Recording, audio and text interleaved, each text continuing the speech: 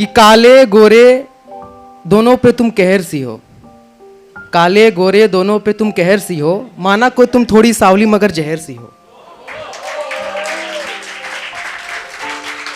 तो आज मैं अपनी बेवफाई का बयान देने आया हूं। भाई मैं बेवफा हूं, ये सबको बताने आया हूं। तो कुछ दिन पहले मैं अपनी एक्स महबूबा से मिलके आ रहा हूं। हाँ, मेरी एक्स महबूबा जिससे मैं बहुत प्यार करता था और वो भी मुझसे बहुत प्यार करती थी, मगर बातें बिगड़ने लगी, उससे दूरियां बनने लगी। मानो मैंने उसे छोड़ दिया और मैं बेवफा हो गया। एक मुलाकात की, सब खत्म कर दिया, उसे छोड़ दिया और मैं बेवफा हो गया। और उसके बाद फिर उसका कॉल मैसेज आता है कि एक और बार, आखिरी बार मुझसे मिल लो, प्लीज मुझसे मिल लो, आखिरी बार मैं तुमसे मिलना चाहती हूँ। मैं भी उतना सख्त तो हूं नहीं कि मना कर दूं, क्योंकि मैं भी तो प्यार करता था भाई। मैं भी उतना सख्त हूं नहीं कि मैं मना कर दूं, मैं भी मना नहीं कर पाया। बोला कि चल फिर आजा, बता कहाँ आना है। तो बोलती है कि मुझे नहीं पता, आप ही बताओ कहाँ आना है। चलो ठीक है, बता दिया, आ गए, मिल लिए, हो गया। मेरा वैसा कुछ इरादा नहीं था उसे कुछ कहने का, ना उसे कुछ बोलने का, ना उसे कुछ करने का। मेरा कुछ इरादा नहीं था, बस मैंने सोचा था कि उससे मुलाकात करूंगा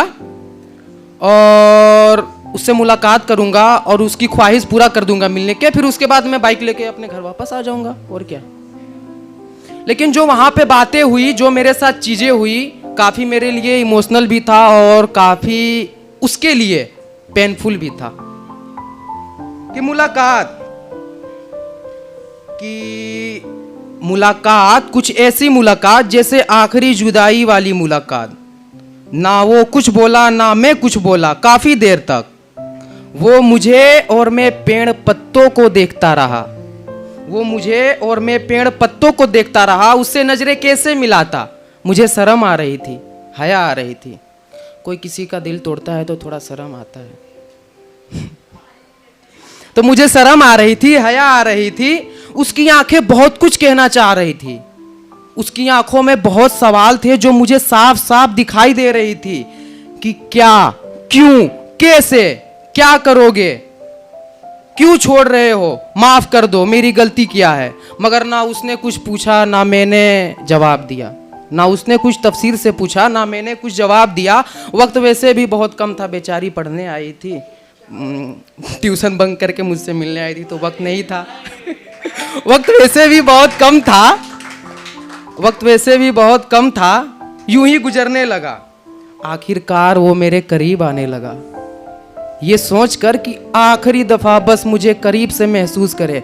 भाई इरादा गलत नहीं था उसका, हमारी मोहब्बत बहुत पाक थी, इरादा बिल्कुल भी गलत नहीं था।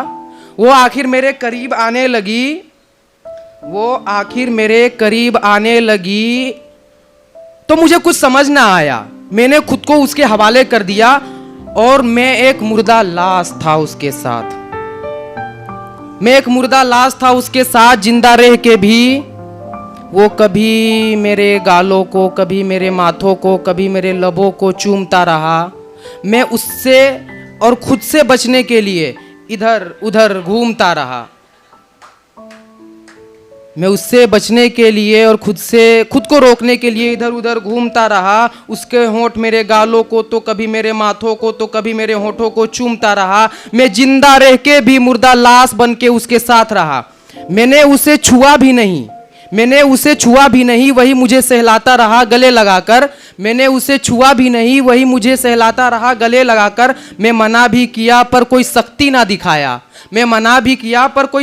दिखाया। वो मेरे गले लगाया पर मैंने नहीं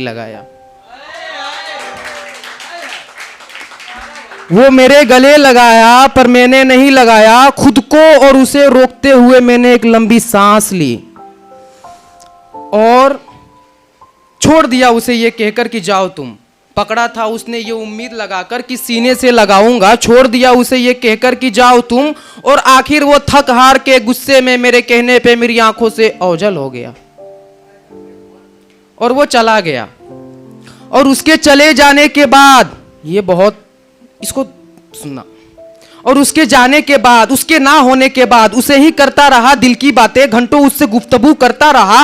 वो नहीं था मेरे पास लेकिन मैं उसे महसूस करता रहा। वो नहीं था मेरे पास लेकिन मैं उसे महसूस करता रहा, उससे अपनी दिल की बातें कहता रहा। और उसके जाने के बाद दिल रोया, आंख नम हुई, जख्म जो भर गए थे वो ताजी हुई। उसकी प्यार में मैं जलने लगा, खुद से ही लड़ने लगा, मानो एक संभला इंसान फिर से बिगड़ने लगा, बर्बादियों की तरह ढलने लगा।